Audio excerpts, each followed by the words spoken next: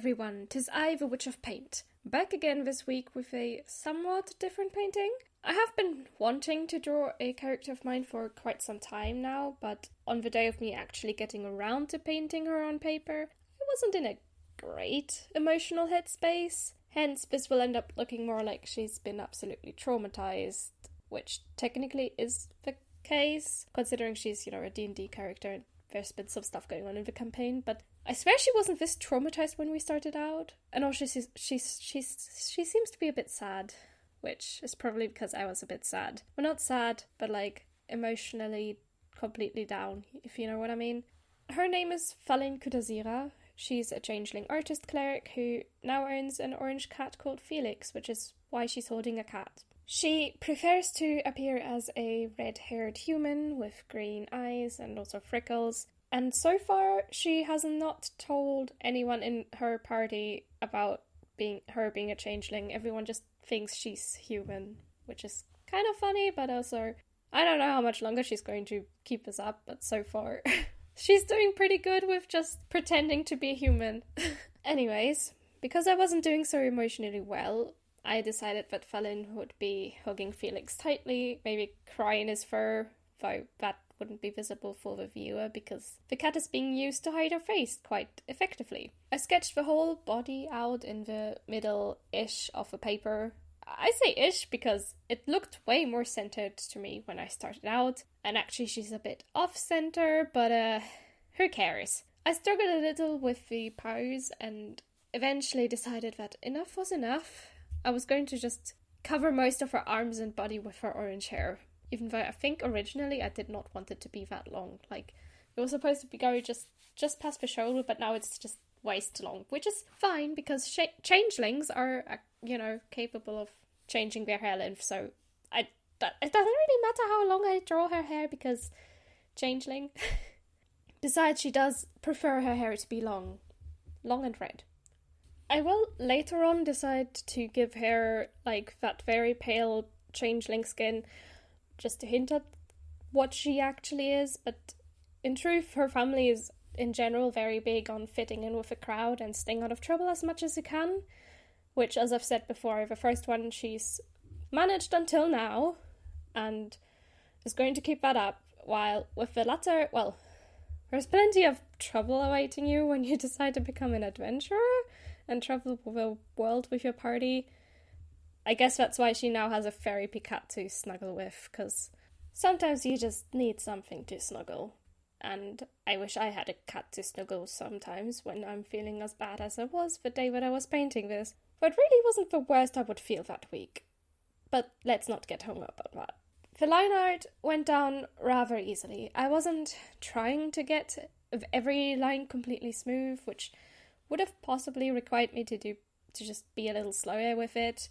Luckily, since this was mostly hair, I could just wiggle my glass dip pen around in sort of wavy lines and just do it that way and not bother too much because it's hair, there's not too much to it.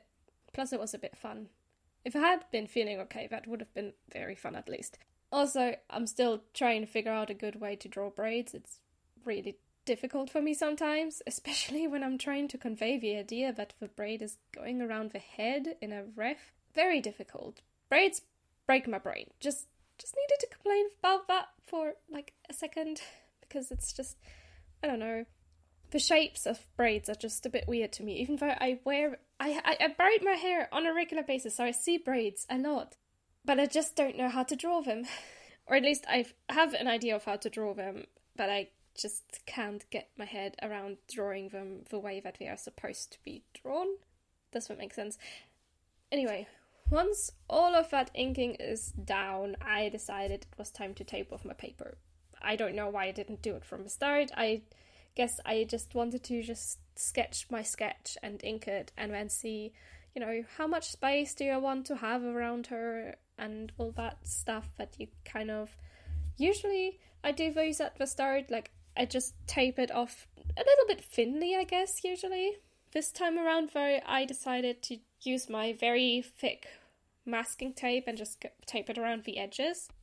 Use the entire thickness of the tape in order to get a thick border around this. I thought that would be pretty nice because she's feeling small and so was I, most of all, so no need to cover almost all of the paper with paint. A second layer of tape was required then, though, in order to also stick the paper to the board properly, in order for it to not move away when I'm trying to do all the stuff that I'm going to be trying to do to it. For this painting, I used my Van Gogh-inspired Van Gogh palette. I haven't used it in a while, and I knew it was, full of nice colours, so I figured that it would work out nicely if I used it for this painting. The first thing I did was take some indigo and my size 3 Da Vinci Petit Gris Pur brush and block out some shadows all across Fallon and Felix. Then I took the board and spread a thin layer of that same indigo across the top, trying to get it to drip, which I gotta say, figuring out the right process for the dripping was not easy and it made a huge mess on my desk. I should have put a second board underneath it to catch the drips, but I wasn't thinking about that. I was thinking about just making the drips first, rather than preventing the mess on my desk that was to result from said drips. I alternated adding more paint and more water to the top in order to get it to drip. Sometimes I tried to drag the paint down a bit, although that kind of spread it out more thinly and did not help it drip down. In the end, the process I figured out for this was to get the brush full of water and paint and then press it on one spot. This will work especially well with a brush that holds a lot of water, like my Da Vinci brush, because when you press it into this one spot, you're pressing out a lot of water and therefore also a lot of paint, and that's going to cause, a lot of water to also pool at the edge of the little line that I'd drawn and cause it to just drip down a bit. That's kind of the method that I figured out for creating drips with this method, kind of. Maybe it's not the most convenient method ever, but we're here to experiment a little bit while I was feeling sad, I guess. Sometimes it also helped to just tap the board on the table a little bit, just gently, in order to get the water drips to not just collect in one spot, but also flow down while you're holding the board upright and just tapping it a little bit. Then came the very first layer of orange. I'm not sure if it's just the pyrrole orange or if I'd just taken the mix from the palette. It's been a while since I've painted the painting. I think it may have been the latter. The mixing pools of the palette are rather small, so it just kind of makes sense for me to have taken the mix, maybe with a little yellow added to it, and used that. Regardless, I used it to paint the hair and the cat orange. And then to make it more wet, I spritzed it with my little water spray bottle before once again tipping the board in order to get some colour drips. I'm not sure if spritzing it really got the kind of effect that I wanted, because it also blurred out the other paint that was on the paper and also caused a very big pool of paint right above her head that was just a little bit ugly, And also it really washed out her hair, so I went back in with what looks like just pyrrole orange and I spread it all over her hair, and then I noticed, oh no, it's too bright, so I added some yellow into it as well. I think it was the Indian yellow, but yeah, it was just way too bright and orange, and so I just needed a little bit more yellow, and there was then more tilting to get it all to drip. More paint added in to prevent it all from washing out, and another dark layer of indigo on top above her to drip down and mix a little with the orange, because I thought, why not? I was just being very wild that day, I guess. And I also didn't want this to be too bright after all. Perhaps I should have waited with this dripping, like with the last dripping of the indigo in the background, because that caused the paint to obviously mix and darken, and also there was a huge chunk of her hair that was suddenly very dark blue, but trust the process, guys. Also, I was sad and not paying attention to whether the paint was drying or not. I just needed something to do, and that was what I chose to do for comforting myself. After all that dripping and spritzing with way too much water, really, because that paint was just pooling, so I also decided that a white background was not going to do. So I took my turquoise blue and spread it in the gaps. Made everything feel a lot more complete and unified. And it also helped her to pop, mostly thanks to her orange hair and also the cat's orange hair fur, because orange and blue are complementary colours, so it just kind of works to make it all pop out. very nicely. I have to say though, when it dried, it looked a lot lighter than it had when it was wet. Like, that difference there is really big. It's possibly because I was using so much water for that. Just a theory.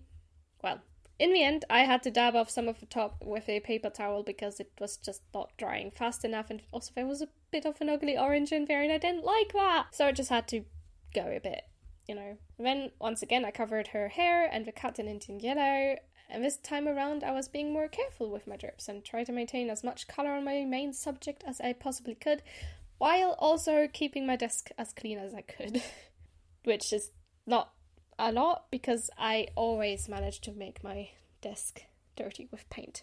After that, I finally managed to actually wait for everything to dry! Yay! Which, given the state I was in that day, was honestly a borderline miracle. The next step for me was colouring in her clothes in turquoise blue, and also making those colours drip down because, you know, we're doing a lot of dripping today because I was just feeling very sad and drippy, and in all honesty, that's just something I needed that day. But then my patience failed me once again, and I straight up tried to go over the parts of her skin that showed with white. Bad move, because none of the turquoise had dried yet, but did I care? No, I would just go over it again later if I needed to, which I did, because it mixed with the turquoise blue and made her skin blue instead of white, but that's totally on me. To further pretend that letting paint dry doesn't matter, I also mixed up a darker orange colour in order to shade in Farland's hair and her cat Felix, just to get some detail into this drippy mess. Once the paint was actually all dry again, I proceeded to add more shading to the hair because I thought that the previous shading was not enough. And I also added some details and stripes to the cat, and then painted more white over the parts of her skin that are showing, and also shaded in her dress with a mix of probably just turquoise blue and indigo, although once again, I didn't wait for the paint around the dress to dry. What was wrong with me that day? Oh my god. Oh well. I would just pretend I didn't see myself do that while I was writing that script. Alright, with all that dripping I was doing with the paint, the cat's eyes also ended up orange, which isn't what I wanted, so I added a bunch of white to my green mix in the palette and just made 2 little dots where the eyes of the cat are. I actually don't know if his eyes are green. I just decided that they were green because Fallon's eyes are also green in the form that she chooses to be in, and they will be green for the time being. And after that, one more paint drying session before I try to add in more details. A little shadow on her face and hands, a little detail to the cat's eyes, really dark shading to the dress, and of course, more drips. For this time, I help along with spreading out the paint by blowing at it through a straw, which is still one of my favourite methods of making something look splattered or dripping, kind of. And also, it's a little bit more messy. Well, technically less messy for my desk, but more messy for the painting, you know. It's also a bit difficult to control where all the paint is going, but that's kind of the point. I wanted a little variety in the drips, just flowing down is fine, but let's add a little chaos, because my mind was pure chaos when I painted this, and not in a good way. Finally, after all that, I decided I'd let out all my emotions I could, and it was time to peel back the tape. Oh boy, the tape. You know, in my head, a thick border had sounded fun and nice and cool and good and okay to do, but I had not anticipated how much paint might leak through and ruin the whole look of a border, nor did I consider how badly the paper might get ripped by me peeling the tape off. I mean, I did my best to be careful, and thankfully, if it did rip, it didn't rip anything off the page, but still, it just didn't give the look that I kind of wanted from this. I wanted a clean edge, and I didn't get a clean edge. I got a slightly paint-covered, also kind of ripped edge and border. So I felt like I needed to fix it up a little bit. So in I came with my white gouache paint and a new determined struggle to make the border look once again white. Was it successful? I don't know, maybe a little bit, kind of. I mean, it's better than not trying to make it white again at all, so I guess it was something. Anyways, now it's signed, so let's take a look at the final result together. I do like the way that this looks. It's different to what I usually do, but still very much, me, because I was putting all my feelings and emotions into it, kind of. It was mostly meant for me to just let out, those emotions and just feel somewhat okay again, even if in the end I would not feel completely okay again that week. I still don't quite feel okay again, but it helped a little bit at least. I like the contrast of the dark blue background and the orange of Valen's hair and the fur of the cat. It really makes them stand out quite nicely and draws your eye in towards them. Just ignore the fact that she's very much off-center. But that's like a tiny nitpick of mine. I wasn't trying to create something cool and masterful and whatever. It was just supposed to be me messing around in order to make myself feel a little bit better at least. If you enjoyed watching this video and having my painting process kind of explained like this, feel free to leave one of those thumbs up below the video. That would really help make me happy. Don't forget to also subscribe if this isn't the first of my videos that you've seen. Check out my social media links down below, join my Discord and check out my Twitch channel. For the time being, I am the Witch of Paint and I shall see you all next Sunday. Bye!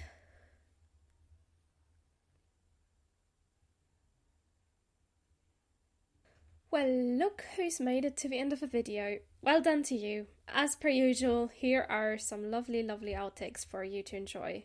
Have fun! Like with the whole thickness of the tape from the edge until wherever the tape ends, I guess. You see what I'm doing in the video, so I'm not...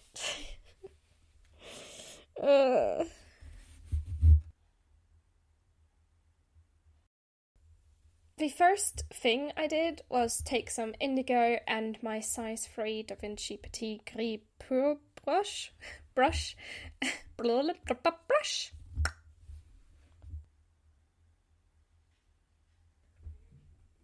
I just decided they were green, and there was the door.